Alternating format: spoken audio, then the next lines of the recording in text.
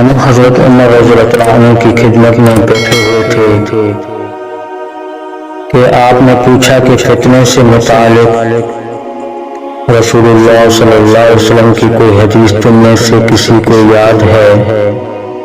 میں بولا میں نے اسے اسی طرح یاد رکھا ہے جیسے آن حضور صلی اللہ علیہ وسلم نے اس حدیث کو بیان فرمایا تھا۔ حضرت عمر رضی اللہ عنہ بولے کہ تم رسول اللہ صلی اللہ علیہ وسلم سے فتن کو معلوم کرنے میں بہت بے باک تھی۔ میں نے کہا کہ انسان کے گھر والے، مال، اولاد اور پڑوسی سب فتنے کی چیزیں ہیں، اور نماز، روزہ، صدقہ، اچھی بات کے لیے لوگوں کو حکم کرنا اور بری باتوں سے روکنا ان فتنوں کا کفارہ ہیں۔ حضرت عمر رضی اللہ عنہ نے فرمایا کہ میں تم سے اس سے متعلق نہیں پوچھتا، مجھے تم اس فتنے کے بارے میں بتلاؤ جو سمندر کی موجوں کی طرح ٹھاٹھیں مارتا ہوا بڑھے گا۔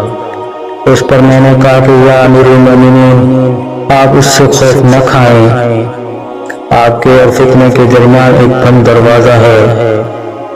پوچھا کیا وہ دروازہ توڑ دیا جائے گا یا صرف کھولا جائے گا؟ میں نے کہا کہ توڑ دیا جائے گا۔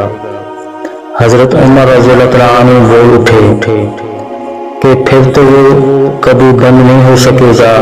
شفیق نے کہا ہم نے حذیفہ رضی اللہ عنہ سے پوچھا کیا حضرت عمر رضی اللہ عنہ اس دروازے کے متعلق کچھ علم رکھتے تھے؟ تو انہوں نے کہا کہ ہاں، بالکل اسی طرح جیسے دن کے بعد رات کے آنے کا۔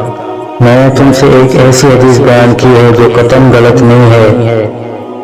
ہم اس سے متعلق حذیفہ رضی اللہ عنہ سے پوچھنے میں ڈر ہوتا تھا کہ دروازے سے کیا مراد ہے، اس لیے ہم نے مسروق سے کہا کہ وہ پوچھیں۔ انہوں نے دریافت کیا تو آپ نے بتایا کہ وہ دروازہ خود حضرت عمر رضی اللہ عنہ ہی تھے۔